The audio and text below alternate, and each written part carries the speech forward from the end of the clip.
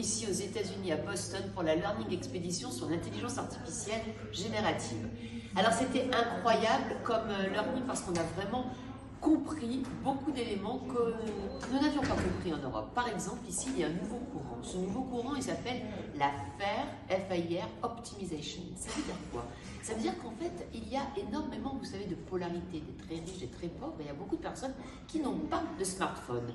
Et ici, aux États-Unis, si vous n'avez pas de smartphone, eh bien, vous ne pouvez pas prétendre emprunter, vous n'avez pas de crédit social, vous n'avez pas donc accès à votre banque, vous n'avez pas accès à l'hôpital, vous n'avez pas accès non plus au restaurant, au QR code, ni au transport, donc avec les cartes, etc. C'est très compliqué, vous n'avez pas accès à l'information parce que tout ici est avec un smartphone. Et donc il y a de plus en plus à la fois de start-up et de courants ici qui s'occupent de cette FAIR Optimization. Ça veut dire quoi? Ça veut dire qu'en fait, comment peut-on créer des usages avec des bornes, avec des outils collaboratifs dans la ville pour que ceux qui n'ont pas de smartphone et ont peut-être que des SMS ou ont des téléphones plus anciens peuvent quand même continuer à utiliser les innovations.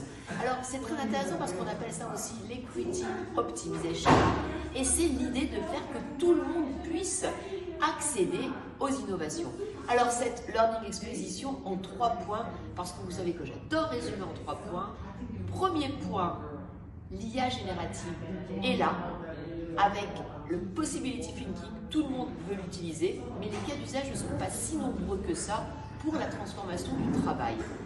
Deuxième point, il y a des nouveaux courants, des courants liés donc à la théorie de la complexité, des courants liés à tout ce qui est vocal, chatbot, c'est le grand aujourd'hui sujet sur l'IA générative ici à Boston, tout ce qui est autour des verticales par métier, secteur d'activité et tout ce qui est autour de l'équité, la diversité, le DNA. Donc ça c'est vraiment un courant fondamental. Et la troisième idée, eh bien, c'est qu'ici on fait de l'innovation qui est dans tous les domaines.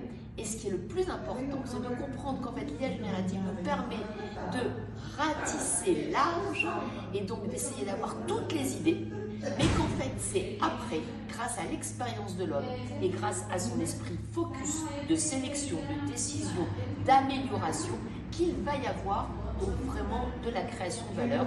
On appelle ça ici l'intelligence interactive. Et c'est intéressant de creuser cette coévolution. On crée avec l'IA et on n'est pas simplement dans une relation de discussion où l'IA nous apporte de l'extérieur. Donc vous voyez, c'est vraiment passionnant parce que culturellement, politiquement, socialement et humainement, il y a d'autres perspectives. À bientôt et surtout, je vous retrouve sur le MOOC. Bye bye.